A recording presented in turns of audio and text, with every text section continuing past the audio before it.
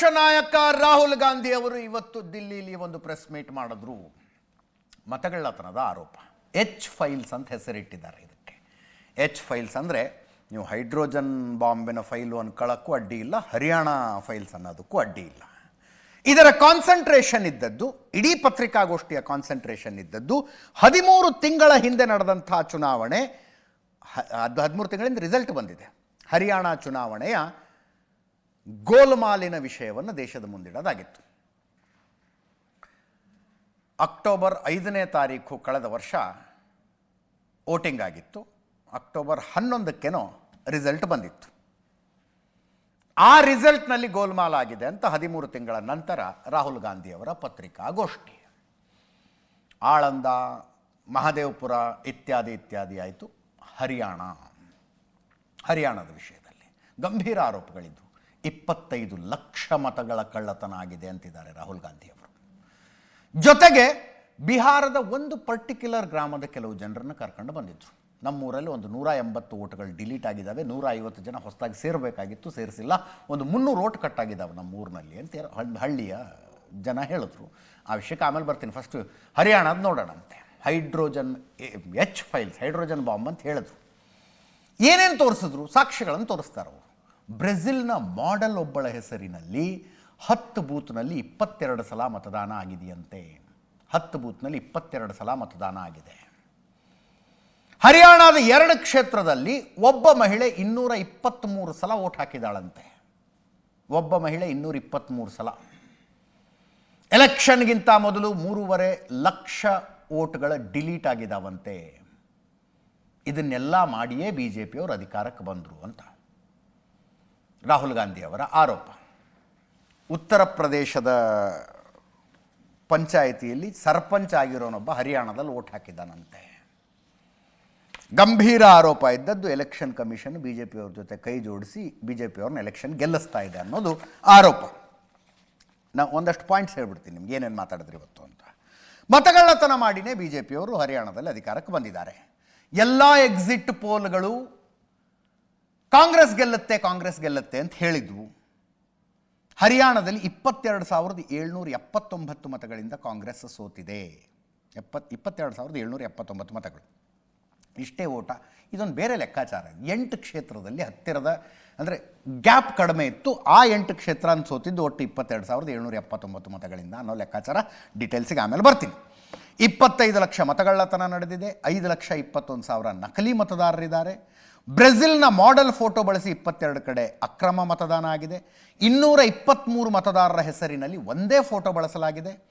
1,24,000 ಜನರ ಫೋಟೋ ಹೆಸರು ಬೇರೆ ಬೇರೆ. 93,174 ಮತದಾರರಿಗೆ ಅಡ್ರೆಸ್ಸೇ ಇಲ್ಲ. ಒಂದು ಮನೆಯಲ್ಲಿ 500 ವೋಟರ್ಸ್ ಇದ್ದಾರೆ. ಇದು ಹೆಂಗೆ ಸಾಧ್ಯ? ಸಾವಿರಾರು ಬಿಜೆಪಿಗರಿಂದ ಉತ್ತರ ಪ್ರದೇಶ, ಹರಿಯಾಣದಲ್ಲಿ ಮತದಾನ ಆಗಿದೆ. ಚುನಾವಣೆಗೂ ಮೊದಲು 3.5 ಲಕ್ಷ ವೋಟ್ಗಳನ್ನು ಡಿಲೀಟ್ ಮಾಡಲಾಗಿದೆ. ಇದೆಲ್ಲವೂ ಸೇರಿಸಿ 25 ಲಕ್ಷ ಅನ್ನುವ ನಂಬರಿಗೆ ಕನ್ಕ್ಲೂಷನ್ಗೆ ಬಂದಿದ್ದಾರೆ. ಎಕ್ಸಿಟ್ ಪೋಲ್ಗಳು ಕಾಂಗ್ರೆಸ್ನ ಗೆಲುವಿನ ಭವಿಷ್ಯ ನುಡಿದದ್ದು ಸತ್ಯ. ನಾಟ್ ಎಲ್ಲ ಎಕ್ಸಿಟ್ ಪೋಲ್ಗಳು ಅಂತಲ್ಲ. ಪ್ರಮುಖ ಎಕ್ಸಿಟ್ ಪೋಲ್ಗಳು ಏನೇನು? India Today, Dainik Bhaskar, news 24, Matrize, P MARQ, ಇವರೆಲ್ಲ ಕಾಂಗ್ರೆಸ್ ಗೆಲ್ಲುತ್ತೆ ಅಂತ ಹೇಳಿದರು. ಹರಿಯಾಣ ಸಣ್ಣ ರಾಜ್ಯ, 90 ಕ್ಷೇತ್ರ ಇದಾವಲ್ಲಿ. 45ರಲ್ಲಿ ಗೆದ್ದಂಥವ್ರು ಅಧಿಕಾರಕ್ಕೆ ಬರ್ತಾರೆ. ಎಕ್ಸಿಟ್ ಪೋಲ್ಗಳು ಏನೇನು ಹೇಳಿದ್ದು ಅನ್ನೋದು ನೋಡಿ. ಎಂಡಲ್ಲಿ, ಲಾಸ್ಟಲ್ಲಿ ಫೈನಲ್ ರಿಸಲ್ಟ್ ಇದೆ ನಮ್ಮದು. 37 ಕಾಂಗ್ರೆಸ್ ಗೆಲ್ತು, 48 ಬಿ ಜೆ ಪಿ ಗೆಲ್ತು. 46 ಮ್ಯಾಜಿಕ್ ನಂಬರಲ್ಲಿ, 46 ಮ್ಯಾಜಿಕ್ ನಂಬರು. 48ರಲ್ಲಿ ಬಿ ಜೆ ಪಿ ಗೆದ್ದು ಅಧಿಕಾರಕ್ಕೆ ಬಂದುಬಿಡ್ತಲ್ಲಿ. ಎಕ್ಸಿಟ್ ಪೋಲ್ಗಳ ನಾವು ಗೆಲ್ತೀವಿ ಅಂತ ಹೇಳಿದ್ರು ಯಾಕೆ ಬಿ ಜೆ ಪಿ ಗೆಲ್ತು? ರಾಹುಲ್ ಗಾಂಧಿಯವರ ಪ್ರಶ್ನೆಗಳ ಪೈಕಿ ಪ್ರಮುಖ ಪ್ರಶ್ನೆ. 8 ಕ್ಷೇತ್ರಗಳಲ್ಲಿ ಬಹಳ ಕ್ಲೋಸ್ ಡಿಸ್ಟೆನ್ಸಲ್ಲಿ ಕಾಂಗ್ರೆಸ್ ಸೋತಿದೆ. ಕೆಲವು ಕ್ಷೇತ್ರ 32, 1957 ವೋಟ್ನಲ್ಲಿ ಸೋತಿರೋದು ಒಂದಿದೆ. ಈ 8 ಕ್ಷೇತ್ರದಲ್ಲಿ ಹೈಯೆಸ್ಟ್ ಸೋತಿರೋದು 4,673 ವೋಟ್ಗಳಲ್ಲಿ. ಇದರ ಟೋಟಲ್ 22,779 ವೋಟ್ ಆಗುತ್ತೆ. ಅಂದರೆ ಈ 8 ಕ್ಷೇತ್ರಗಳಲ್ಲಿ ನಾವು ಗೆದ್ದು ಬಿಟ್ಟಿದ್ರೆ ಅಧಿಕಾರಕ್ಕೆ ಬರ್ತಿದ್ವಿ. ಮತಗಳ್ಳತನದ ಕಾರಣಕ್ಕಾಗಿ ಇವುಗಳನ್ನು ಸೋತಿದ್ದೀವಿ ಅಂತಾರೆ. ಕಾಂಗ್ರೆಸ್ಸು ಒಟ್ಟು 54,31,000 ವೋಟ್ ತಗೊಂಡಿದೆ ಹರಿಯಾಣದಲ್ಲಿ. 54,31,000 vote. B J P 55,49,000 vote ತಗೊಂಡಿದೆ. ಬಿ ಜೆ ಪಿಗೂ ಕಾಂಗ್ರೆಸ್ಸಿಗೂ ಇರುವ ವೋಟ್ ಡಿಫ್ರೆನ್ಸ್ 1,18,000 ವೋಟ್ ಡಿಫ್ರೆನ್ಸ್ ಇದು. 37ರಲ್ಲಿ ಕಾಂಗ್ರೆಸ್ ಗೆಲ್ತು, 48ರಲ್ಲಿ BJP ಗೆಲ್ತು. ರಾಹುಲ್ ಗಾಂಧಿಯವರ ಪತ್ರಿಕಾಗೋಷ್ಠಿಯ ಕೆಲವು ಇಂಪಾರ್ಟೆಂಟ್ ಪಾಯಿಂಟ್ಗಳನ್ನು ನಿಮಗೆ ತೋರಿಸ್ತೀವಿ, ಆಮೇಲೆ ಅದನ್ನು ಅನಲೈಸ್ ಮಾಡೋಣ. ಕೇಳಿಸ್ಕೊಳ್ಳಿ. 25 lakh vote chori in Haryana, 5 categories. Duplicate voters, 5,21,000. Invalid addresses, 93,000. Bulk voters, 19 lakhs. And notice that we've left those two empty, misuse of Form 6 and Form 7. The reason is that the EC now no longer allows us to access it. After Mahadevpura, where we accessed Form 6, they have stopped it. Right? So we cannot give you the numbers of deletion and addition. 25 lakh, we have crystal clear proof that they are fake. So what is the big picture of Haryana? Big picture is 2 crore total voters, vote chori of 25 lakhs.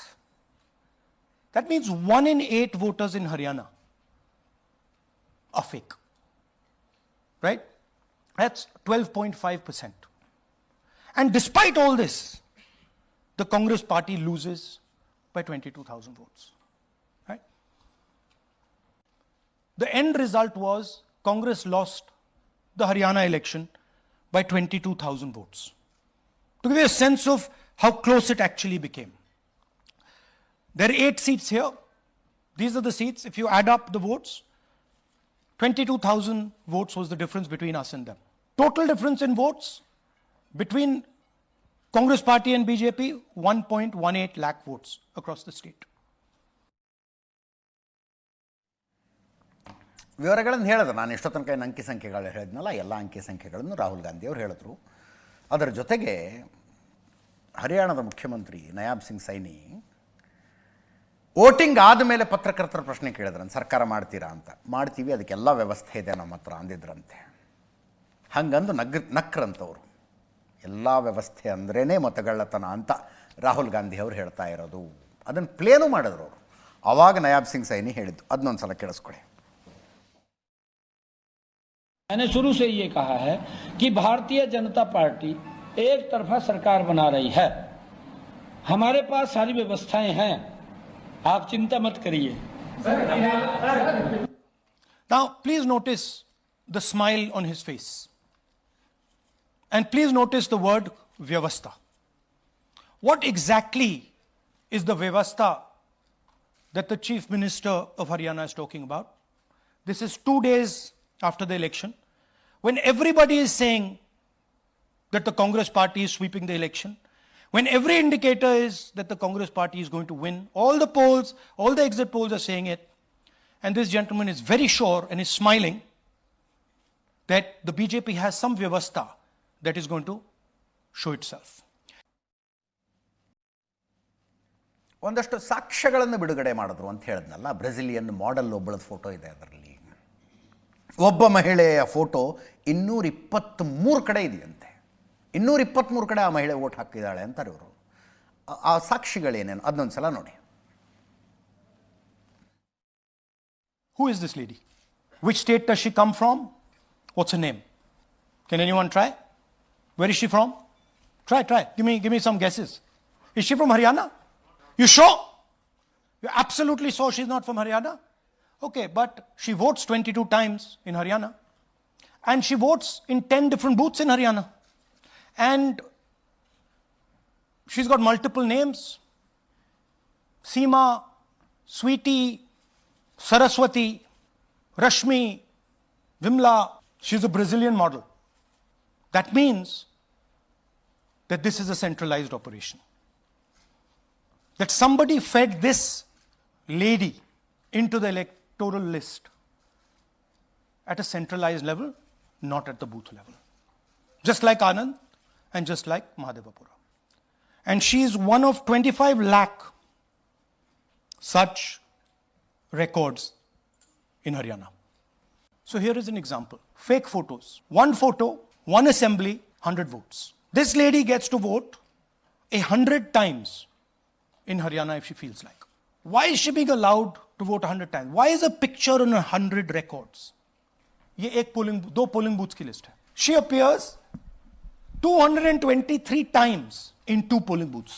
She can vote any amount of times she wants. Election Commission has the data on how many times she voted.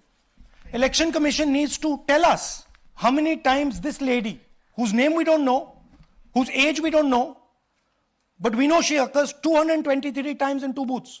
In the Lok Sabha election, she was there 223 times in 1 booth.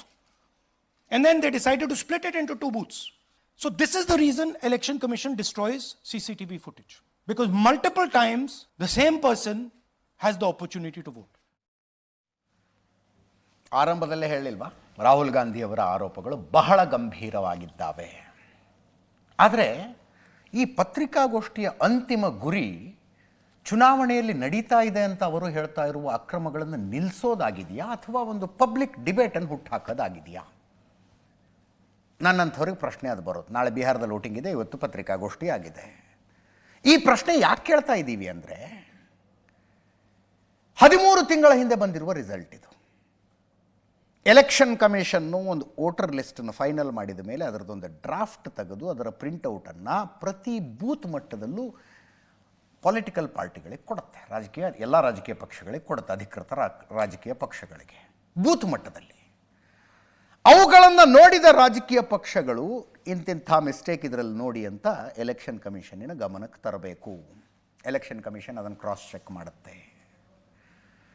Mistake ಆಗಿದ್ದರೆ ಸರಿ ಮಾಡಿಕೊಳ್ಳಬೇಕು, ಅದು mistake ಅಲ್ಲ ಅಂದರೆ mistake ಯಾಕಲ್ಲ ಅಂತ ರಾಜಕೀಯ ಪಕ್ಷಗಳಿಗೆ ಹೇಳಬೇಕು. ಹೇಳಿದ ನಂತರ ಫೈನಲ್ ವೋಟರ್ ಲಿಸ್ಟ್ ಬಿಡುಗಡೆ ಆಗುತ್ತೆ. This is the process.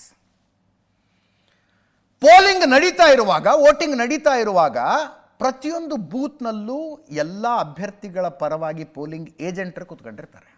Polling ಏಜೆಂಟರು ಇರ್ತಾರಲ್ಲಿ. ಅವರು ಬಂದವರನ್ನು ಗುರುತಿಸಬೇಕು. ಬಂದವರು ಇವ್ರು ಯಾರು? ಹಳ್ಳಿಗಳಲ್ಲಾದರೆ ಮುಖ ಗೊತ್ತಾಗ್ಬಿಡುತ್ತೆ, ಸಿಟಿಗಳಲ್ಲಿ ಗೊತ್ತಾಗೋದಿಲ್ಲ. ಅಟ್ಲೀಸ್ಟ್ ಸಿಟಿಗಳಲ್ಲಿ ಕೂತ್ಕೊಂಡಂಥವ್ರು ಬಂದವರು ವೋಟ್ ಹಾಕಿದ್ರ, ಕೈಗೆ ಇಂಕ್ ಹಚ್ಚಿಸ್ಕೊಳ್ಳಿಲ್ವಾ ಅದನ್ನು ಗಮನಿಸ್ತಾರೆ. ಏನೇ ತಪ್ಪಾದರೂ ಗಮನಕ್ಕೆ ತರ್ತಾರೆ. ಒಬ್ಬ ವ್ಯಕ್ತಿ 2 ಸಲ 3 ಸಲ 4 ಸಲ ಬಂದರೆ ಪೋಲಿಂಗ್ ಏಜೆಂಟ್ರು ಇಮಿಡಿಯೇಟ್ ಹೇಳ್ತಾರೆ, ಅವಾಗ ಹಾಕೋದೇ ಅಲ್ಲ ವೋಟು ಅಂತ. ಇದು 2ನೇ ಚೆಕ್ ಆ್ಯಂಡ್ ಬ್ಯಾಲೆನ್ಸ್. 3ನೇ ಚೆಕ್ ಆ್ಯಂಡ್ ಬ್ಯಾಲೆನ್ಸ್ ಕೌಂಟಿಂಗ್ ನಡೆಯುವಾಗ ಪ್ರತಿ ಟೇಬಲ್ಗೂ ಪ್ರತಿ ಅಭ್ಯರ್ಥಿಯ ಏಜೆಂಟ್ಗಳು ಇರ್ತಾರೆ. ಅದಕ್ಕೆ ಅದರದೇ ಆದ ಪ್ರಾಸೆಸ್ ಇದೆ.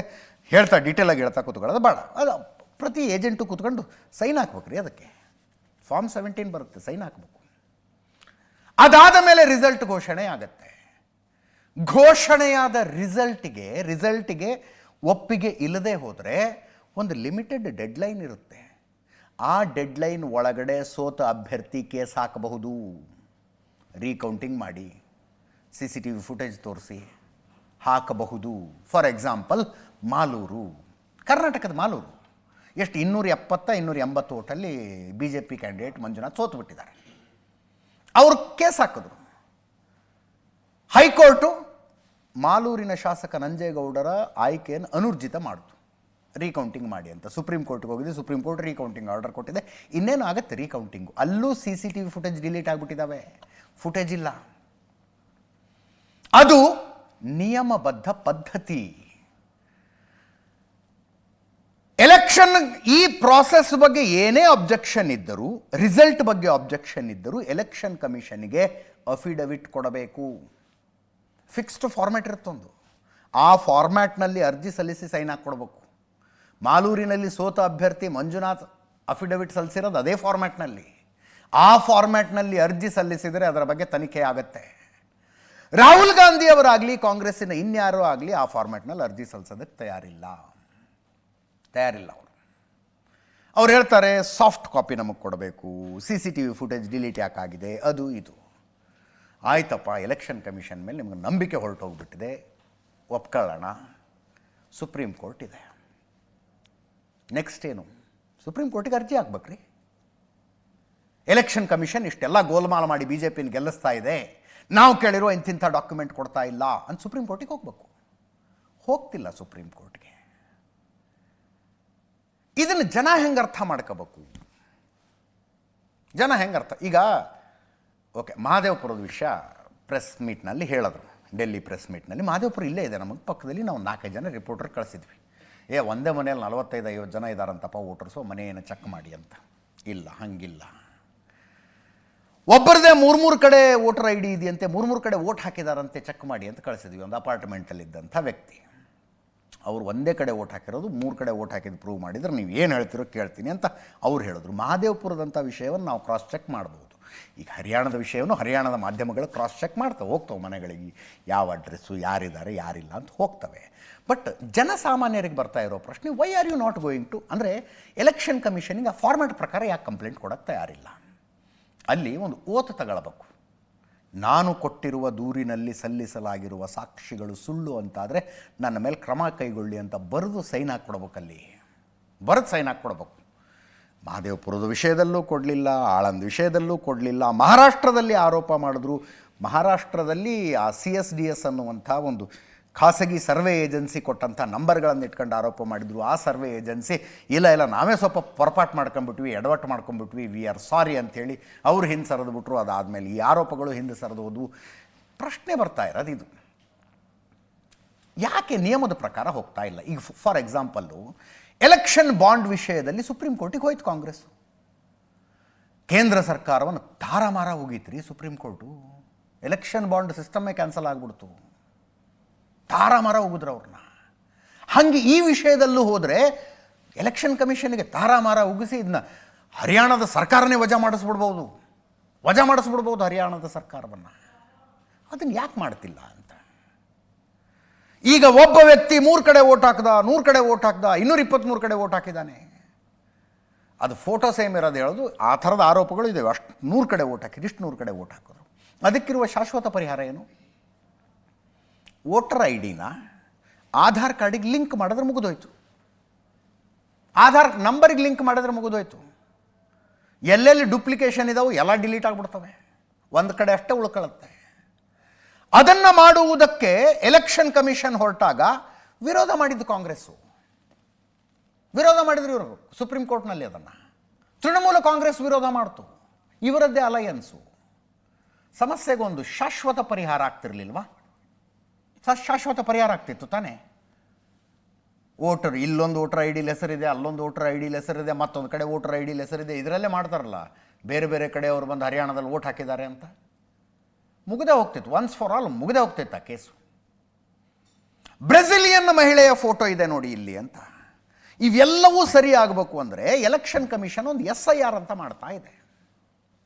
ಎಂಥ ಸೀರಿಯಸ್ ಇಂಟೆನ್ಸಿವ್ ರಿವಿಷನ್ SIR. ಬಿಹಾರದಲ್ಲಿ ಮಾಡಿದ್ರು, 67 ಲಕ್ಷ ಮತದಾರರ ಹೆಸರು ಡಿಲೀಟ್ ಆದವು. 67 ಲಕ್ಷ ಮತದಾರರ ಹೆಸರು ಡಿಲೀಟ್ ಆದವು.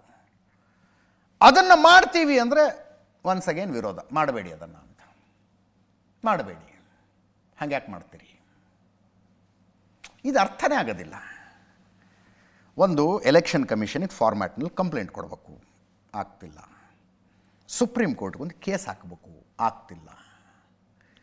ಆಧಾರ್ ನಂಬರನ್ನು ವೋಟರ್ ID-ಗೆ ಲಿಂಕ್ ಮಾಡಿದ್ರೆ ಡುಪ್ಲಿಕೇಶನ್ ನಿಂತೋಗ್ಬಿಡುತ್ತೆ, ಅದಕ್ಕೆ ವಿರೋಧ. SIR ಮಾಡಿದ್ರೆ ಫೇಕ್ ವೋಟರ್ಸ್ ಎಲ್ಲ ಡಿಲೀಟ್ ಮಾಡಬಹುದು, ಅದಕ್ಕೆ ವಿರೋಧ. ಫಸ್ಟ್ ಹಾಫ್ ಆನ್ ಅವರಲ್ಲಿ ರಾಹುಲ್ ಗಾಂಧಿ ಅವರ ಪತ್ರಿಕಾಗೋಷ್ಠಿಯ ವಿಷಯ ಮುಗಿಸ್ಬಿಡೋಣ ಅಂತ ಅಂದ್ಕೊಂಡ್ವಿ. ಬಟ್ ಇನ್ನೊಂದು ಸ್ವಲ್ಪ ಸುದ್ದಿ ಉಳ್ಕೊಂಡಿದೆ ಅದರಲ್ಲಿ. ಒಬ್ಬ ಪತ್ರಕರ್ತೆ ರಾಹುಲ್ ಗಾಂಧಿ ಅವರಿಗೆ ಪ್ರಶ್ನೆ ಕೇಳಿದ್ರು, ಇದೆಲ್ಲ ಸಮಸ್ಯೆ ಬಗೆಹರಿಬೇಕು ಅಂದರೆ SIR ಆಗಬೇಕು. SIR ಬಿಹಾರದಲ್ಲಿ ಆಯಿತು. ಆಗಸ್ಟ್ನಿಂದ ಅಕ್ಟೋಬರ್ ತನಕ ನಿಮಗೆ ಟೈಮ್ ಸಿಕ್ಕಿತ್ತು. ಎಲೆಕ್ಷನ್ ಕಮಿಷನ್ ಮಾಡಿದ ಮತದಾರರ ಪಟ್ಟಿ ಪರಿಷ್ಕರಣೆ ಬಗ್ಗೆ ನೀವು ಒಂದು ಕಂಪ್ಲೇಂಟ್ ಮಾಡಲಿಲ್ಲ. ಈಗ ನೀವು ಪ್ರಜಾಪ್ರಭುತ್ವಕ್ಕೆ ಬೆದರಿಕೆ ಅಂತ ಹೇಳಿದರೆ ಹೆಂಗೆ ಅನ್ನೋ ಪ್ರಶ್ನೆ ಬಂತು. ಅದಕ್ಕೆ ರಾಹುಲ್ ಗಾಂಧಿ ಅವರು ಮತದಾರರ ಪಟ್ಟಿ ಸರಿಯಾಗಿರುವಂತೆ ನೋಡಿಕೊಳ್ಳೋದು ವಿಪಕ್ಷಗಳ ಜವಾಬ್ದಾರಿನೇ ಅಲ್ಲ ಅಂದ್ಬಿಟ್ರು. ಕೇಳಿಸ್ಕೊಳ್ಳಿ. लगातार वोट चोरी का खुलासा कर रहे हैं, पर इसके जो नतीजे हैं उसमें देखने को मिल रहा है कि SIR दर SIR और जो बिहार का SIR हुआ उसमें अगस्त से लेकर अक्टूबर तक का समय हमारे पास उपलब्ध था. क्या कारण था कि एक भी जो आपत्ति है इस दौरान नहीं उठाई गई? और आप जिस तरह से कह रहे हैं कि ये लोकतंत्र के लिए खतरा है, तो वोट चोरी रुकेगी कैसे? Voter list integrity is not the responsibility of the political party. It is not my problem if the voter list is wrong.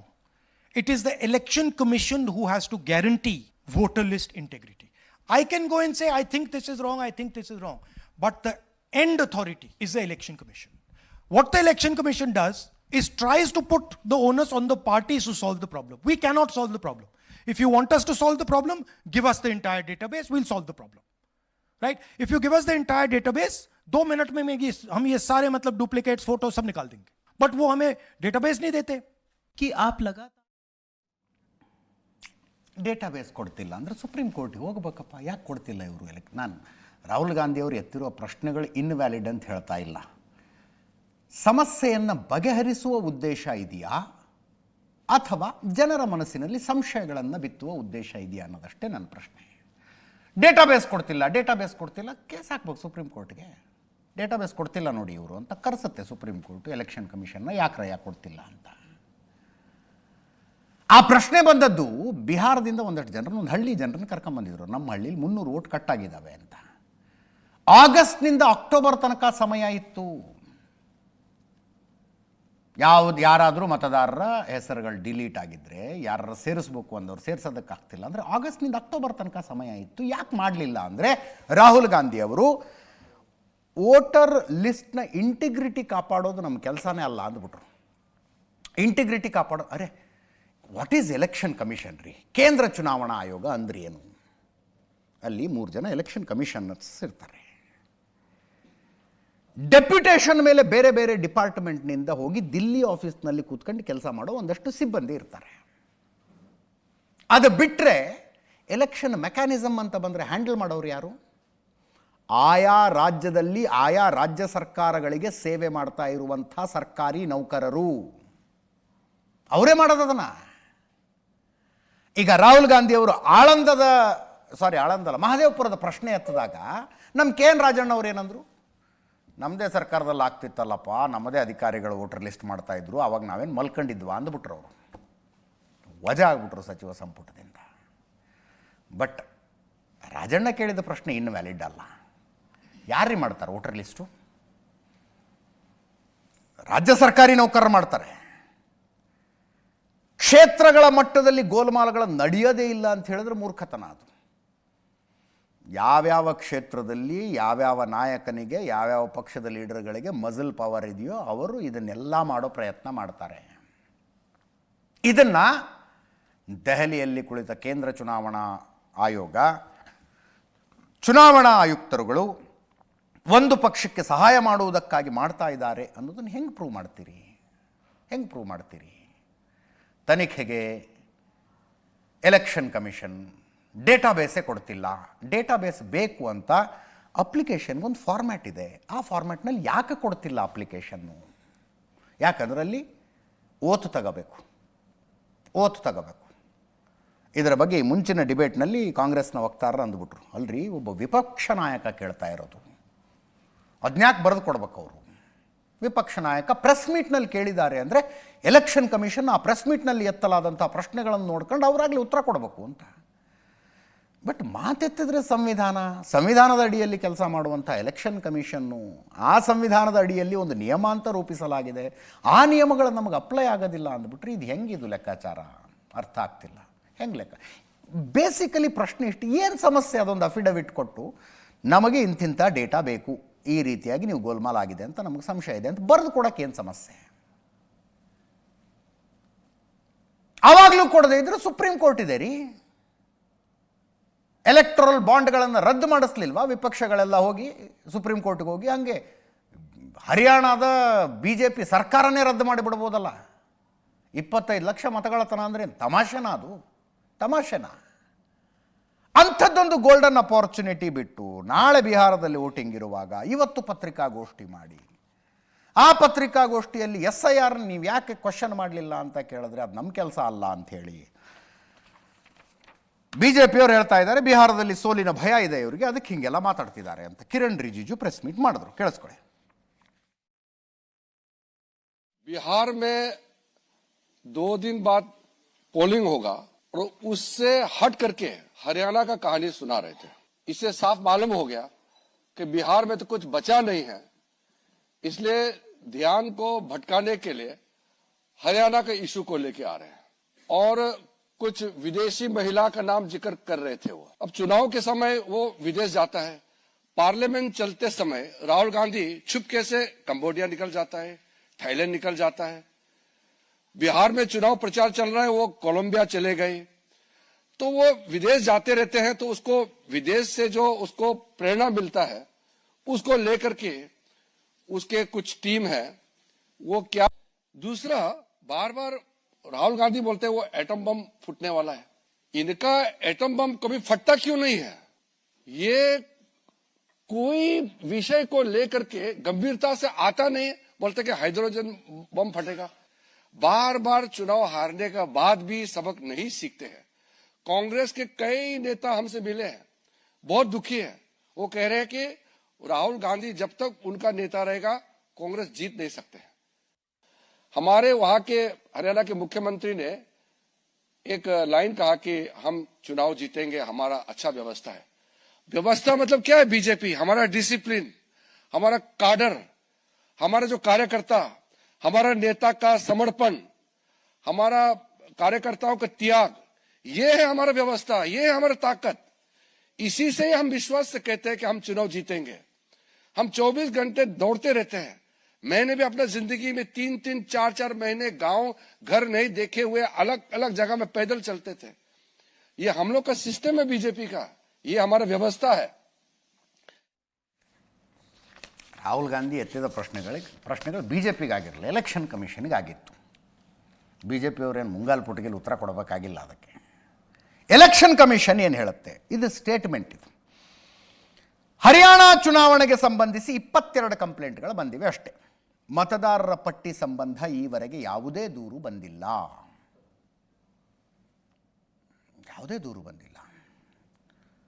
Voter ಲಿಸ್ಟ್ನಲ್ಲಿ 23 ಕಡೆ 20 ಕಡೆ ಏನೋ ಆ ಬ್ರೆಜಿಲಿಯನ್ ಮಾಡೆಲ್ ಫೋಟೋ ಇರೋದಕ್ಕೆ ಒಬ್ಬರು ಕಂಪ್ಲೇಂಟ್ ಮಾಡಲಿಲ್ವಾ? 22 ಕಡೆ ಬ್ರೆಜಿಲಿಯನ್ ಮಾಡೆಲ್ ಫೋಟೋ ಒಬ್ಬರು ಕಂಪ್ಲೇಂಟ್ ಮಾಡಲಿಲ್ವಾ? ಒಬ್ಬ ಮಹಿಳೆಯ ಫೋಟೋ 223 ಕಡೆ ಇದ್ರು, ಒಬ್ಬರು ಕಂಪ್ಲೇಂಟ್ ಮಾಡಲಿಲ್ಲ, ಒಂದು ಕಂಪ್ಲೇಂಟ್ ಬಂದಿಲ್ಲ ಅಂತಾರವರು. ಚುನಾವಣೆ ವೇಳೆ ನಕಲಿ ಮತಗಳ ಬಗ್ಗೆ ಕಾಂಗ್ರೆಸ್ ಧ್ವನಿ ಎತ್ತಿಲ್ಲ. ಯಾಕೆ? ಕಾಂಗ್ರೆಸ್ ಚುನಾವಣಾ ಏಜೆಂಟ್ಗಳು ಆಕ್ಷೇಪಣೆಗಳನ್ನು ಸಲ್ಲಿಸಿಲ್ಲ. ಯಾಕೆ? ನಕಲಿ ಮತಗಳು ಬಿಜೆಪಿಗೆ ಹೋಗಿವೆ ಎಂದು ರಾಹುಲ್ ಹೇಗೆ ಹೇಳ್ತಾರೆ? ಅಂದರೆ ಆ ವೋಟರ್ಸ್ ನಿಮ್ಮವರೇ ಇರಬೇಕು, ಅದಕ್ಕೆ ನೀವು ಕಂಪ್ಲೇಂಟ್ ಮಾಡಿರಲಿಕ್ಕಿಲ್ಲ ಅನ್ನೋ ಥರ ಇದೆ ಇದು ಸ್ಟೇಟ್ಮೆಂಟು. ನಕಲಿ ಮತ ಡಿಲೀಟ್ ಮಾಡುವ SIR ಪ್ರಕ್ರಿಯೆಗೆ ರಾಹುಲ್ ಯಾಕೆ ವಿರೋಧ ಮಾಡ್ತಾ ಇದ್ದಾರೆ? ಕೇಂದ್ರ ಚುನಾವಣಾ ಆಯೋಗದ ಪ್ರಶ್ನೆ ಇದು. ಇದು ಸುಮ್ಮನೆ ಕೌಂಟರ್ ಕೊಟ್ಟಂಗಷ್ಟೇ.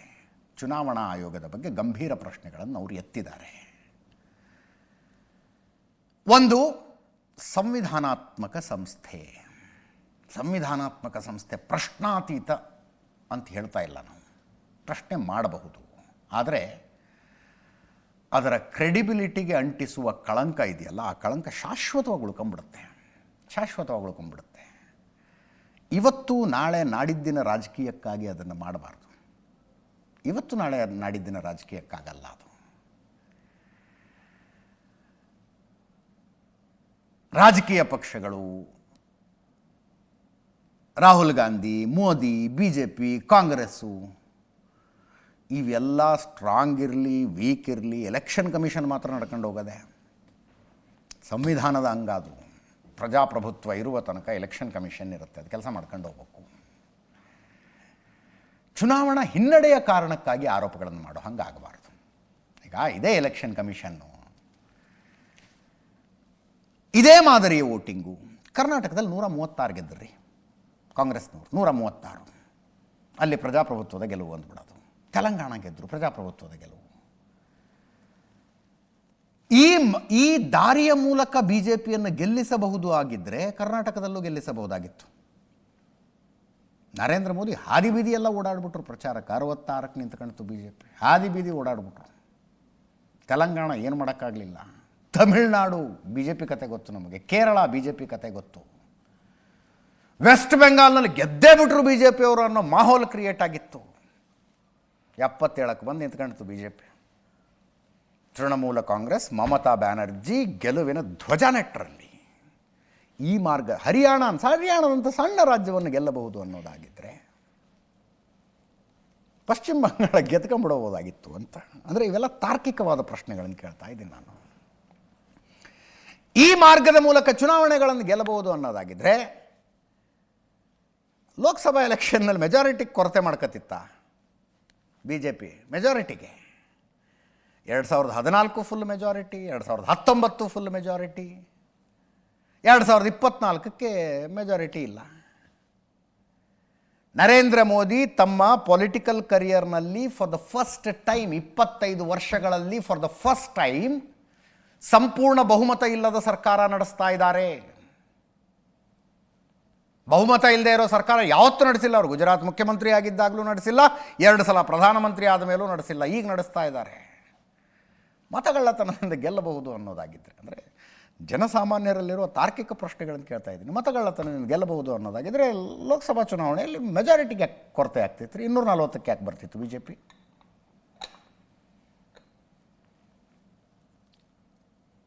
ಚುನಾವಣಾ ಸಮೀಕ್ಷೆಗಳ ಕಾಂಗ್ರೆಸ್ ಗೆಲ್ಲುತ್ತೆ ಅಂದಿದ್ವು. ಬಿ ಜೆ ಪಿ ಚುನಾವಣೆಗಳನ್ನು ಗೆಲ್ಲುತ್ತೆ ಅಂತ ಹೇಳಿದಾಗ ಇದು ಏನು ಎಕ್ಸಿಟ್ ಪೋಲ್ ಅಲ್ಲ, ಇದು ಮೋದಿ ಪೋಲ್ ಅಂತ ಇದೇ ರಾಹುಲ್ ಗಾಂಧಿ ಟೀಕೆ ಮಾಡ್ತಿದ್ರು. ಮೋದಿ ಪೋಲ್ ಅದು, ಅದನ್ನೆಲ್ಲ ಗಂಭೀರವಾಗಿ ತಗೋಬೇಡಿ ನೀವು ಅಂತಿದ್ರು. ಹರಿಯಾಣದಲ್ಲಿ ಕಾಂಗ್ರೆಸ್ ಗೆಲ್ಲುತ್ತೆ ಅಂತ ಹೇಳಿದಾಗ ಎಲೆಕ್ಷನ್ ಏನು ಎಕ್ಸಿಟ್ ಪೋಲ್ಗಳು ಹೇಳಿದ್ರು ಹೆಂಗೆ ನಾವು ಸೋತು ಬಿಟ್ವಿ ಅಂತ. 2004ರಲ್ಲಿ ವಾಜಪೇಯಿ ಪ್ರಧಾನಮಂತ್ರಿ ಆಗಿದ್ದರು, ಎಲೆಕ್ಷನ್ ಬಂತು. ಒಂದೇ ಒಂದು ಎಕ್ಸಿಟ್ ಪೋಲು ವಾಜಪೇಯಿ ಸರ್ಕಾರ ಹೋಗ್ಬೋದು ಅಂತ ಹೇಳಿರಲಿಲ್ಲ. ಮನಮೋಹನ್ ಸಿಂಗ್ ಪ್ರಧಾನಮಂತ್ರಿ ಆದಂಥ ಚುನಾವಣೆ, ಯು ಪಿ ಅಧಿಕಾರಕ್ಕೆ ಬಂದಂಥ ಚುನಾವಣೆ, ಒಂದೇ ಒಂದು ಎಕ್ಸಿಟ್ ಪೋಲು ಹೇಳಲಿಲ್ಲ. ಮತ್ತೆ ಎನ್ ಡಿ ಎ ಸರ್ಕಾರ ಎಲ್ಲ ಎಕ್ಸಿಟ್ ಪೋಲ್ಗಳು ಹೇಳಿದ್ವು. ಇಂಡಿಯಾ ಶೈನಿಂಗ್ ಅಂತ ಎಲೆಕ್ಷನ್ಗೆ ಹೋಗ್ಬಿಟ್ರು ಇವರು. ಮುಂದೆ ಟೈಮ್ ಇದ್ದರೂ ಕೂಡ ಸಂಸತ್ತನ್ನು ಡಿಸಾಲ್ವ್ ಮಾಡಿ ಎಲೆಕ್ಷನ್ಗೆ ಹೋಗ್ಬಿಟ್ರು. ಪ್ರಮೋದ್ ಮಹಾಜನ್ ಮಾತು ಕೇಳ್ಕೊಂಡು ಹೋಯ್ತಲ್ಲ B J P, N D A. ಆವಾಗ ಎಲೆಕ್ಷನ್ ಎಕ್ಸಿಟ್ ಪೋಲ್ಗಳೆಲ್ಲ ಬಿ ಜೆ ಪಿನೇ ಗೆಲ್ಲುತ್ತೆ ಅಂದಿತ್ತು, ಎನ್ ಡಿ ಎ ಗೆಲ್ಲುತ್ತೆ ಅಂತ ಹೇಳಿದ್ವು. ಆದರೂ ಯಾಕೆ ಸೋತು ಬಿಟ್ಟು ಅಂತ ಗೋಳಾಡ್ಬಿಟ್ರೆ ಏನಾಗುತ್ತೆ? ಗೋಳಾಡ್ಬಿಟ್ರೆ ರಾಹುಲ್ ಗಾಂಧಿ ಅವರ ಆರೋಪವನ್ನು ಸಿದ್ದರಾಮಯ್ಯನವರು ಎಂಡೋರ್ಸ್ ಮಾಡ್ತಾ ಇದ್ದಾರೆ, ಟ್ವೀಟ್ ಮಾಡಿದ್ದಾರೆ. ದೇಶದ ಚುನಾವಣಾ ವ್ಯವಸ್ಥೆಯ ಕರಾಳ ಮುಖವನ್ನು ರಾಹುಲ್ ತೆರೆದಿಟ್ಟಿದ್ದಾರೆ. ಆಳಂದ, ಮಹದೇವಪುರದಂತೆ ಹರಿಯಾಣದಲ್ಲೂ ದೊಡ್ಡ ಮಟ್ಟದ ಅಕ್ರಮ ನಡೆದಿದೆ. ಕೇಂದ್ರದ ಜೊತೆಗೆ ಆಯೋಗವೇ ಸೇರಿ ಪ್ರಜಾತಂತ್ರ ವ್ಯವಸ್ಥೆಯ ಕತ್ತು ಹಿಚುಕುತ್ತಾ ಇದೆ. ಬ್ರೆಜಿಲ್ನ ರೂಪದರ್ಶಿಯ ಫೋಟೋ ಬಳಕೆಯು ಇವರ ನಿರ್ಲಜ್ಜತನಕ್ಕೆ ಸಾಕ್ಷಿ. ಇದು ಅಂತಾರಾಷ್ಟ್ರೀಯ ಮಟ್ಟದಲ್ಲಿ ದೇಶದ ಮಾನ ಹೋಗೋದು ಗ್ಯಾರಂಟಿ. ಹರಿಯಾಣ ವಿಧಾನಸಭಾ ಚುನಾವಣೆಯಲ್ಲಿ 25 ಲಕ್ಷಕ್ಕೂ ಅಧಿಕ ಮತಗಳ್ಳತನ. ಹರಿಯಾಣ ಜನ ಈ ಬಾರಿ ಬಿಜೆಪಿ ಕಿತ್ತೊಗೆಯಲು ದೃಢ ಸಂಕಲ್ಪ ಮಾಡಿದ್ದರು. ಆದರೂ ಬಿಜೆಪಿ ಸರ್ಕಾರ ರಚನೆ ಮಾಡಿದ್ದೇಗೆ ರಾಹುಲ್ ಉತ್ತರ ಕೊಟ್ಟಿದ್ದಾರೆ. ಮುಖ್ಯ ಚುನಾವಣಾ ಆಯುಕ್ತರಾದ ಜ್ಞಾನೇಶ್ ಕುಮಾರ್ ಈ ಬಾರಿಯಾದರೂ ತನ್ನ ಮಾಲೀಕರ ರಕ್ಷಣೆಯ ದುಸ್ಸಾಹಸಕ್ಕೆ ಕೈ ಹಾಕದೆ ಸತ್ಯವನ್ನು ಒಪ್ಪಿಕೊಂಡು ಅವರು ಮಾಡಿದ ಪಾಪಗಳಿಗೆ ಕಾನೂನಿನ ಮೂಲಕ ಪ್ರಾಯಶ್ಚಿತ್ತ ಮಾಡಿಕೊಳ್ಳಲಿ. ಯಾಕೆ ಪ್ರಾಯಶ್ಚಿತ್ತಕ್ಕೆ ನಿಲ್ಲಬೇಕು? ನಮ್ಮ ಪ್ರಶ್ನೆ ಅದು. ಪ್ರಾಯಶ್ಚಿತ್ತಕ್ಕೆ ಯಾಕ್ರಿ ನಿಲ್ಲಬೇಕು? ಏನು ಪ್ರಾಯಶ್ಚಿತ್ತ ಅಂದರೆ ಶಿಕ್ಷೆ ಆಗಬೇಕು. ತಪ್ಪು ಮಾಡಿದವ್ರಿಗೆ ಶಿಕ್ಷೆ ಆಗಬೇಕು. ನಾಳೆ ಏನೋ ಕ್ರೈಮ್ ನಡೆದಿದೆಯಪ್ಪ ಬೀದಿಲಿ, ಕ್ರಿಮಿನಲ್ಗಳಿಗೆ ಹಿಂಗೆ ಹೇಳ್ತೀವ ನಾವು? ಆರೋಪಿಯು ಈ ಸಲವಾದರೂ ಸತ್ಯವನ್ನು ಒಪ್ಪಿಕೊಂಡು ಮಾಡಿದ ಪಾಪಗಳಿಗೆ ಕಾನೂನಿನ ಮೂಲಕ ಪ್ರಾಯಶ್ಚಿತ್ತ ಮಾಡಿ ಕೇಸ್ ಹಾಕ್ತೀವಿ, FIR ಮಾಡ್ತಾರೆ ಪೊಲೀಸರು, ಅರೆಸ್ಟ್ ಮಾಡಿ ಜೈಲಿಗೆ ಕಳಿಸ್ತಾರೆ, ಚಾರ್ಜ್ ಶೀಟ್ ಹಾಕ್ತಾರೆ, ಕೋರ್ಟ್ನಲ್ಲಿ ಕೇಸ್ ನಡೆಸ್ತಾರೆ. ಈ ವಿಷಯದಲ್ಲೂ ಆಗಬೇಕು. ಪ್ರಜಾಪ್ರಭುತ್ವದ ಆರೋಗ್ಯದ ದೃಷ್ಟಿಯಿಂದ ಹೇಳ್ತಾ ಇರುವ ಮಾತಿದು. ಮತಗಳ್ಳತನ 8 ಮತಗಳ ಪೈಕಿ 1 ಮತ ಫೇಕು ಅನ್ನೋದಾದರೆ ಸಂವಿಧಾನದ ಬುಡಕ್ಕೆ ಕೊಡಲಿ ಪೆಟ್ಟು ಕೊಡುವಂಥ ಕೆಲಸ, ಪ್ರಜಾಪ್ರಭುತ್ವದ ಬುಡಕ್ಕೆ ಕೊಡಲಿ ಪೆಟ್ಟು ಕೊಡುವಂಥ ಕೆಲಸ. ಇದು ಪತ್ರಿಕಾಗೋಷ್ಠಿಗೆ ನಿಲ್ಲಬಾರ್ದು. ಕರೆಸ್ಬೇಕು, ಯಾರ್ಯಾರು ಮಾಡಿದಾರೋ ಅವ್ರನ್ನ ಕೋರ್ಟ್ಗೆ ಕಳಿಸ್ಬೇಕು ಕಂಬಿ ಹಿಂದೆ. ಇಷ್ಟಕ್ಕೆ ನಿಲ್ಲಬಾರ್ದು. ಇದು ನಮ್ಮ ಆಗ್ರಹ. ಅದು ಮುಂದಿನ ಸುದ್ದಿಗೆ ಹೋಗೋಣ. ನಮ್ಮ ಆಗ್ರಹ ಅದು ಮುಂದಿನ ಸುದ್ದಿಗೆ ಹೋಗೋಣ. ಕಬ್ಬು ಬೆಳೆಗಾರರ ಪ್ರತಿಭಟನೆ. ಬೆಳಗಾವಿ, ವಿಜಯಪುರ, ಬಾಗಲಕೋಟೆ ಜೋರಾಗಿ ಪ್ರತಿಭಟನೆ ನಡೀತಾ ಇರೋದು.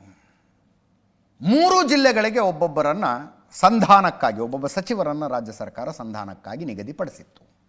ಬೆಳಗಾವಿ ರೈತರೊಂದಿಗೆ ಮಾತಾಡಿ ಅಂತ ಎಚ್ ಕೆ ಪಾಟೀಲ್ರನ್ನು ಕಳಿಸಿತ್ತು. ಎಚ್ ಕೆ ಪಾಟೀಲ್ ಹತ್ತಿರ ಇದ್ದರು, ನೀವೇ ಹೋಗ್ಬಿಡಿ ಅಲ್ಲಿ ಅಂತ. ಗುರ್ಲಾಪುರದಲ್ಲಿ ಈ ಪ್ರತಿಭಟನೆ ನಡೀತಾ ಇರೋದು. ಆ ಡ್ರೋನ್ ಶಾಟ್ಸ್ ನೋಡ್ತಿರಲ್ಲ ನೀವು, ಸಾವಿರಾರು ರೈತರು ಕೂತ್ಕೊಂಡು ಗುರ್ಲಾಪುರದಲ್ಲಿ. ಬೆಳಗಾವಿಗೆ ಎಚ್ ಕೆ ಪಾಟೀಲ್ರು, ವಿಜಯಪುರಕ್ಕೆ ಎಂ ಬಿ ಪಾಟೀಲ್ರು, ಬಾಗಲಕೋಟೆಗೆ ತಿಮ್ಮಾಪುರವ್ರಿಗೆ ಹೋಗೋಕ್ಕಾಗಿಲ್ಲ ಅನಿಸುತ್ತೆ. ಎಂ ಬಿ ಪಾಟೀಲ್ರು ಹೋದರು, ಎಚ್ ಕೆ ಪಾಟೀಲ್ರು ಹೋದರು. ಎರಡೂ ಕಡೆ ಸಂಧಾನ ಅಂತ ಮಾಡೋಕ್ಕಾಗಲಿಲ್ಲ. ಎಚ್ ಕೆ ಪಾಟೀಲ್ರು ಇಲ್ಲಿ ಬೀದಿಲಿ ಕೂತ್ಕೊಂಡು ಹೋರಾಟ ಮಾಡೋದು ಬೇಡ, ಒಂದು 10 ಜನ ನಿಮ್ಮ ಪ್ರಮುಖರು ಬೆಂಗಳೂರಿಗೆ ಬನ್ನಿ, ಅಲ್ಲಿ ಕೂತ್ಕೊಂಡು ಚರ್ಚೆ ಮಾಡೋಣ ಅಂದರು. ರೈತರು ನಥಿಂಗ್ ಡೂಯಿಂಗ್, ನಾವು ಇಲ್ಲೇ ಇರ್ತೀವಿ, ನಾಳೆ ಕ್ಯಾಬಿನೆಟ್ನಲ್ಲಿ ಒಂದು ಡಿಸಿಷನ್ ಮಾಡಿ, ಆ ಡಿಸಿಷನ್ ನಮಗೆ ಒಪ್ಪಿಗೆ ಆದರೆ ನಾವು ಪ್ರತಿಭಟನೆ ಹಿಂದೆ ತಗೋತೀವಿ, ಇಲ್ಲದೆ ಹೋದರೆ ನಾಡಿದ್ದು ಹೈವೇ ಬ್ಲಾಕ್ ಮಾಡ್ತೀವಿ ಅಂದರು. ಎಚ್ ಕೆ ಪಾಟೀಲ್ರಿಗೂ ಅವ್ರಿಗೂ ಸಂಧಾನ ಏನು ಮಾಡೋಕ್ಕಾಗಲಿಲ್ಲ. ಎಂ ಬಿ ಪಾಟೀಲ್ರಿಗೂ ಅಷ್ಟೇ. ವಿಜಯಪುರದಲ್ಲಿ ನಡೆದ ಸಂಧಾನ, ಬೆಳಗಾವಿಯಲ್ಲಿ ನಡೆದ ಸಂಧಾನ ಎರಡೂ ಏನು ಕೆಲಸ ಆಗಲಿಲ್ಲ. ನಾಳೆ ಸಂಜೆ ತನಕ ಡೆಡ್ಲೈನ್ ಕೊಟ್ಟಿದ್ದಾರೆ. ರೈತರ ಪ್ರಶ್ನೆ ಸಕ್ಕರೆ ಸಚಿವರು ಯಾಕೆ ಬರ್ತಿಲ್ಲ ಅಂತ, ಶಿವಾನಂದ ಪಾಟೀಲ್ರು ಯಾಕೆ ಬರ್ತಿಲ್ಲ, ಏನೇನಾಯ್ತು ಸಂಧಾನದಲ್ಲಿ ನೋಡಿ ಒಂದು ಸಲ. 15 ದಿವಸ ಟೈಮ್ ಕೊಡ್ರಿ ಅಂತೀವಿ ನಾವು. 15 ದಿವಸ ಆದ್ಮೇಲೆ ಇಲ್ಲ ನೀವರ ನನ್ನ ಪಾರಿರ್ತೀರಿ, ಇಲ್ಲ ನಾವರ ನನ್ನ ಪಾರಿರ್ತೀವಿ. ಹಂಗಾಗಿ ಹಂಗ ಮುಂದೆ ಹೋಗ್ಕೊಂತ ಹೋಗ್ತಿರ್ತಾವ. ಅದಕ್ಕೆ ಹೇಳಿದ್ರು 1 ದಿವಸ 2 ದಿವಸದಾಗ ನಮ್ಗೆ ಇದನ್ನು ಬಗೆಹರಿಬೇಕು. ನಾನು ಪೂರ್ಣ ಹೋಗ್ತೇನೆ, ಅದಕ್ಕೆ ಪೂರ್ಣ ಸಹಮತಿ ಐತಿ. ಮಾನ್ಯ ಮುಖ್ಯಮಂತ್ರಿಗಳು ನಿಮ್ಮ ಜೊತೆಗೆ ಮಾತಾಡಬೇಕು. ನಿಮ್ಮ ಜೊತೆಗೆ ಮಾತಾಡಿ ನಿಮಗೆ ನೇರವಾಗಿ ಏನು ನಿಮ್ಮ ಕಬ್ಬಿಗೆ ಬೆಲೆ ಕೊಡಬೇಕಾಗಿರ್ತಕ್ಕಂಥ ಕಾರ್ಖಾನೆಯವರು ಅದರಲ್ಲ ಅವ್ರ ಜೊತೆಗೆ ಮಾತಾಡಬೇಕು. ಅಷ್ಟೇ ಅಲ್ಲ, FRP, MSP, ಶುಗರ್ ರೇಟು, ಇದರ ಸಲುವಾಗಿ ನಾವು ಕೇಂದ್ರ ಸರ್ಕಾರಕ್ಕೆ ಏನು ಮಾಡ್ತೇವೆ ರಾಜ್ಯ ಸರ್ಕಾರವಾಗಿ ಆ ನಿರ್ಣಯವನ್ನು ನಾವು ಮಾಡಬೇಕು. ಈ 8 ಅಂಶಗಳ ಬಗ್ಗೆ ನಾನು ನಿಮಗೆ ಒಂದು ಭರವಸೆಯನ್ನು ಕೊಡ್ತೀನಿ. ಸರ್ಕಾರದ ಪರವಾಗಿ ಮಾನ್ಯ ಮುಖ್ಯಮಂತ್ರಿಗಳ ಜೊತೆಗೆ ನಾಳೆ ಮುಂಜಾನೆ ನಾನು ತಲುಪಿದ ತಕ್ಷಣ ಅವ್ರಿಗೆ ಮಾತನಾಡಿ ನಾಳೆ ಸಾಯಂಕಾಲನೋ ಅಥವಾ ನಾಡ್ದನೋ ನೀವು ಯಾರ 10 ಮಂದಿ ಬರ್ರಿ, ನೀವು ಯಾರ 10 ಮಂದಿ ಬರ್ರಿ,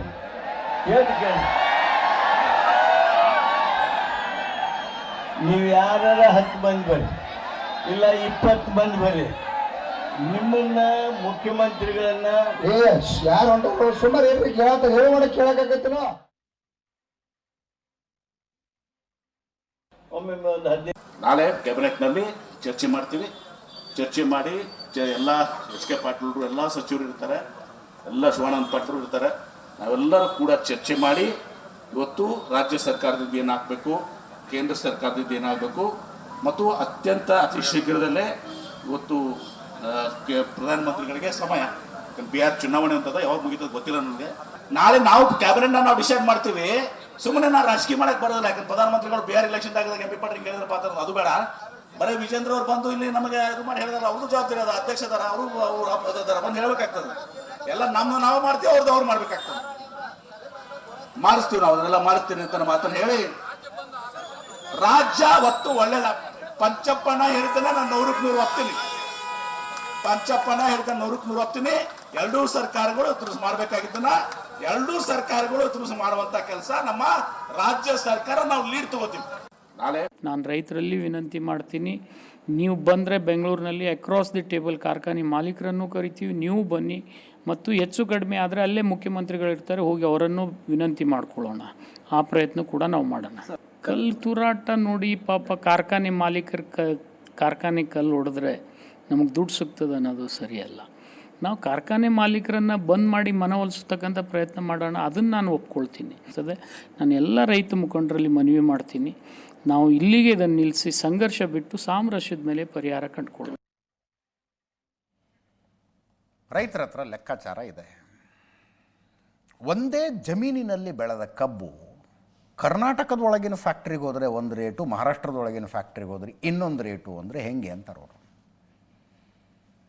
ಒಂದೇ ಜಮೀನಿನಲ್ಲಿ ಬೆಳೆದಂಥ ಕಬ್ಬನ್ನು ಕೆಲವು ರೈತರು ಮಹಾರಾಷ್ಟ್ರದ ಫ್ಯಾಕ್ಟ್ರಿಗೆ ಕಳಿಸಿದ್ದಾರೆ. 3,410 ರೂಪಾಯಿ ರೇಟ್ ಸಿಕ್ಕಿದೆ ಅಂತವ್ರಿಗೆ. ಅದೇ ಕಬ್ಬನ್ನು ಕರ್ನಾಟಕದ ಫ್ಯಾಕ್ಟ್ರಿಗೆ ಕಳಿಸಿದ್ರೆ ಯಾಕೆ ಆ ಬೆಲೆ ಸಿಗೋದಿಲ್ಲ? This is their question. ಸರ್ಕಾರ ಉತ್ತರ ಕೊಡಬೇಕಾಗತ್ತೆ ಅದಕ್ಕೆ. ಇನ್ನೊಂದು ಕಡೆ ಹೋರಾಟಕ್ಕೆ ಅನೇಕ ಕಡೆಗಳಿಂದ ಬೆಂಬಲ. ವಿರೋಧ ಪಕ್ಷವಾಗಿ ಬಿ ಜೆ ಪಿ ರೈತರ ಜೊತೆಗೆ ನಿಂತ್ಕೊಂಡಿದೆ. ಬಿ ಜೆ ಪಿ ರಾಜ್ಯಾಧ್ಯಕ್ಷ ವಿಜೇಂದ್ರ ಅವರು ಅಲ್ಲೇ ಇದ್ದಾರೆ. ಇವತ್ತವರು 50th ಬರ್ಡೇ, ಹುಟ್ಟುಹಬ್ಬದ ಶುಭಾಶಯಗಳವ್ರಿಗೆ. 50ನೇ ಹುಟ್ಟುಹಬ್ಬ ಅಂದರೆ ಜೀವನದಲ್ಲೊಂದು important milestone. Amit Shah ಅವರು ಫೋನ್ ಮಾಡಿದ್ರಂತೆ, ಬರ್ಡೇ ವಿಶ್ ಮಾಡಿದ್ದಾರೆ. ರೈತರ ಮಧ್ಯದಲ್ಲೇ ಆಚರಣೆ ಆಯಿತು. ಕೇಳಿಸ್ಕೊಳ್ಳಿ ಒಮ್ಮೆ.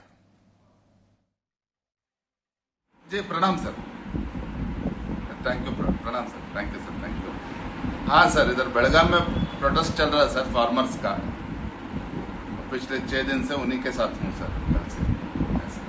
Yes sir, thank you sir, आपका आशीर्वाद सर। जी प्रणाम सर। ನಾಳೆ ಅಷ್ಟೊತ್ತಿಗೆ ಬಗೆಹರಿಲಿ. ರೈತರನ್ನ ಭಾಳ ದಿವಸ ಬೀದಿಲಿ ಕೂಡಿಸ್ಬೇಡಿ. ಏನು ಕೇಳಬಾರದ್ದೇನು ಕೇಳ್ತಾ ಇಲ್ಲ ರೈತರು.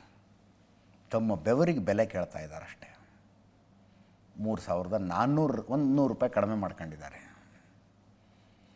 ಅಷ್ಟೂ ಕೊಡೋದಕ್ಕೆ ಆಗದೇ ಇದ್ದರೆ this is the failure of system. ನಾಳೆ ಬಗೆಹರಿಯತ್ತ ನೋಡೋಣ. ಇನ್ನು ರಾಜ್ಯ ರಾಜಕಾರಣದ ಲೆಕ್ಕಾಚಾರಕ್ಕೆ ಬಂದರೆ 15ನೇ ತಾರೀಕು ಸಿದ್ದರಾಮಯ್ಯನವರು ದಿಲ್ಲಿಗೆ ಹೋಗ್ತಾ ಇದ್ದಾರೆ. ಮುಖ್ಯಮಂತ್ರಿಗಳು ಸ್ಪಷ್ಟವಾಗಿ ಹೇಳಿದ್ದಾರೆ, ಅವರು ಕ್ಯಾಬಿನೆಟ್ ರೀಶಫಲ್ನ ಚರ್ಚೆ ಮಾಡೋದಕ್ಕೆ ಹೋಗ್ತಾ ಇದ್ದೀನಿ ಅಂತ. ಡಿ ಕೆ ಶಿವಕುಮಾರ್ ಅವರು 11ನೇ ತಾರೀಕೆ ಹೋಗ್ಬಿಡ್ತಾರೆ ಅಂತಿತ್ತು. ಇವತ್ತು 5ನೇ ತಾರೀಕು ದಿಲ್ಲಿಲಿ ಇದ್ದಾರೆ ಆಲ್ರೆಡಿ.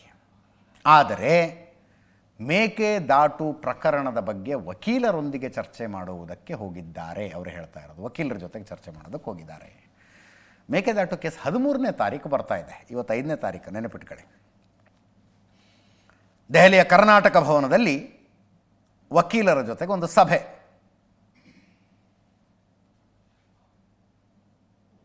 ಇವತ್ತು ರಾತ್ರಿ ದಿಲ್ಲಿಲೇ ಇರ್ತಾರೆ. ದಿಲ್ಲಿ ರೀಚ್ ಆದ್ಮೇಲೆ ಮಾತಾಡಿದ್ದಾರೆ, ಕೇಳಿಸ್ಕೊಳ್ಳಿ. ಟೀಮ್ನೇ ಬಿಹಾರ ಕಳಿಸ್ತಾ ಇದ್ದೀವಿ. ಅಲ್ಲಿ ಈಗಾಗಲೇ ಸಾವಿರಾರು ಕೇಸಸ್ನ ಅಥಾರಿಟಿಯವರು ಪಾಸ್ ಮಾಡಿದ್ದಾರೆ. ಸೊ ಹಂಗೆ ಫ್ರೀ ಆ್ಯಂಡ್ ಫೇರ್ ಕಾಂಪೋಸ್ ಆ್ಯಕ್ಟಲ್ಲಿ ಅಥಾರಿಟಿ ಇದೆ, ಅದನ್ನು ನಾವು ಉಪಯೋಗಿಸ್ಕೊಳ್ಬೇಕು. ಇರೋಂಥ ಕಾನೂನನ್ನ ನಾವು ಉಪಯೋಗಿಸ್ಕೊಳ್ಬೇಕು. ಆ ವಿಚಾರ ಮತ್ತು ಮಾದಾಯಿ ವಿಚಾರದಲ್ಲೂ ಕೂಡ ಕೆಲವು ವಿಚಾರಗಳಿದೆ. ಅದು ನಾನು ಇವತ್ತು ಮಾತಾಡೋಕ್ಕೆ ಹೋಗಲ್ಲ. ಕೆಲವು ಡಾಕ್ಯುಮೆಂಟ್ಸ್ನೆಲ್ಲ ಪೇಪರ್ಸ್ನ ಪ್ರಿಪೇರ್ ಮಾಡಿ ಅಂತ ಹೇಳಿದ್ದೀನಿ. ಇನ್ನೊಂದು ವಿಚಾರ ತಮಗೆ ತಿಳಿಸ್ತೀನಿ. ಈಗ ಈ 3 ವಿಚಾರ ಪ್ರಮುಖವಾದ ವಿಚಾರಗಳನ್ನ ಚರ್ಚೆ ಮಾಡಿದ್ವಿ. ಕೃಷ್ಣ, ಮೇಜರು ಕಾವೇರಿ, 3ನೇದು ಮಾದಾಯಿ. ಮೇಕೆದಾಟು ಕಾವೇರಿ ಅಂದರೆ ಮೇಕೆದಾಟು. ಹಿಂದೊಂದು ಸಲ ದಿಲ್ಲಿಗೆ ಹಿಂಗೆ ವಕೀಲರ ಭೇಟಿಗೋ ಇನ್ನೇನಕ್ಕೋ ಹೋಗಿದ್ದಾಗ ಪತ್ರಕರ್ತರು ಕೇಳಿದವರು, ವರಿಷ್ಠರನ್ನು ಭೇಟಿ ಆಗ್ತೀರಾ ಅಂತ. ದೇವಸ್ಥಾನದ ತನಕ ಬಂದ ಮೇಲೆ ಒಳಗೆ ಬಂದು ದೇವ್ರಿಗೊಂದು ನಮಸ್ಕಾರ ಹಾಕ್ಕೊಂಡು ಹೋಗ್ತಾರಪ್ಪ, ಪದ್ಧತಿ ಅದು ಅಂದಿತ್ತು. ಅಂದರೆ ಆಬ್ವಿಯಸ್ಲಿ ಯಾರು ಇರ್ತಾರೋ ಅವ್ರನ್ನ ಭೇಟಿ ಮಾಡ್ಕೊಂಡು ಹೋಗ್ತೀವಿ ಅನ್ನೋ ಥರ. ಈಗ ಇಡೀ ಹೈಕಮಾಂಡ್ ಬಿಹಾರ ಎಲೆಕ್ಷನ್ನಲ್ಲಿ ಬ್ಯುಸಿ ಇದೆ. We don't have exact data ಯಾರ್ಯಾರು ದಿಲ್ಲಿಲಿದ್ದಾರೆ, ಯಾರು ದಿಲ್ಲಿಲಿ ಇಲ್ಲ ಅಂತ. ಮಲ್ಲಿಕಾರ್ಜುನ್ ಖರ್ಗೆ ಅವರಿದ್ದಾರೆ, ಸೋನಿಯಾ ಗಾಂಧಿ ಅವರಿದ್ದಾರೆ, ಪ್ರಿಯಾಂಕ್ ಗಾಂಧಿ ಅವರಿದ್ದಾರೆ, ರಾಹುಲ್ ಗಾಂಧಿ ಇದ್ದಾರೆ, ರಣದೀಪ್ ಸಿಂಗ್ ಸುರ್ಜೇವಾಲಾ ಇದ್ದಾರೆ, KC ವೇಣುಗೋಪಾಲ್ ಇದ್ದಾರೆ. We don't have exact data, ಕರೆಕ್ಟಾಗಿ ಗೊತ್ತಿಲ್ಲ. ಇದ್ದರೆ ಒಂದು ನಮಸ್ಕಾರ ಹಾಕ್ಕೊಂಡು ಹೋಗ್ತಾರೆ. ಡಿ ಕೆ ಸುರೇಶ್ ಅವರು ಮಾತಾಡಿದ್ರು, ಅದೊಂದು ಕ್ವಿಕ್ಕಾಗಿ ಕೇಳಿಸ್ಕೊಂಬಿಡಿ. ಮೇಕೆದಾಟು ವಿಚಾರಕ್ಕೆ ಸಂಬಂಧಪಟ್ಟ ಮುಖ್ಯ ನ್ಯಾಯಮೂರ್ತಿಗಳು ಒಂದು ಸ್ಪೆಷಲ್ ಬೆಂಚ್ ಅನ್ನು ರಚನೆ ಮಾಡಿರೋದ್ರಿಂದ ಸೊ ಅದ್ರ ಬಗ್ಗೆ ನಮ್ಮ ನಿಲುವು ಏನಿರಬೇಕು ಅಂತಕ್ಕಂಥ ವಿಚಾರವಾಗಿ ಎಲ್ಲ ಅಧಿಕಾರಿಗಳು ಮತ್ತು ಅಡ್ವೊಕೇಟ್ಸ್ ಎಲ್ಲರನ್ನು ಕೂಡ ಭೇಟಿ ಮಾಡಿ ಬರಿಷ್ಠ ಎಲ್ಲೋಯ್ತಾರೆ ಬಿಟ್ರಿ, ದೆಹಲಿಲಿ ಬಿಟ್ಟು ಎಲ್ಲೋಯ್ತಾರಪ್ಪ. ಚುನಾವಣೆ ಫಸ್ಟ್ ಫೇಸು ಸೆಕೆಂಡ್ ಫೇಸು ನಡೀತಾನೆ ಇದೆ. 10ನೇ ತಾರೀಕುವರೆಗೂ ಚುನಾವಣೆ ಇದೆ. ಫಸ್ಟ್ ಫೇಸ್ ಆಗಿದ ತಕ್ಷಣ ಏನಿಲ್ಲ, ಸೆಕೆಂಡ್ ಫೇಸು ಪಕ್ಕದಲ್ಲೇ ಇರ್ತದೆ, ಅದು ಕಂಟಿನ್ಯೂಷನ್ ಇದ್ದೇ ಇದೆ. ಜೊತೆಗೆ ವರಿಷ್ಠರನ್ನ ಮೊದಲಿಂದನೂ ಕೂಡ ಇವತ್ತಿನ ಪದ್ಧತಿ ಏನಲ್ಲ, ಡಿ ಕೆ ಶಿವಕುಮಾರ್ ಅವರು ಯಾವತ್ತೇ. ಇದರೊಂದಿಗೆ ಇವತ್ತಿನ ನ್ಯೂಸ್ ಅವರ್ ಮುಗಿಸ್ತಾ ಇದ್ದೀವಿ. ನೇರ ದಿಟ್ಟ ನಿರಂತರ ಸುದ್ದಿಗಾಗಿ ನೋಡ್ತಾ ಇರಿ ಏಷ್ಯಾನೆಟ್ ಸುವರ್ಣ ನ್ಯೂಸ್.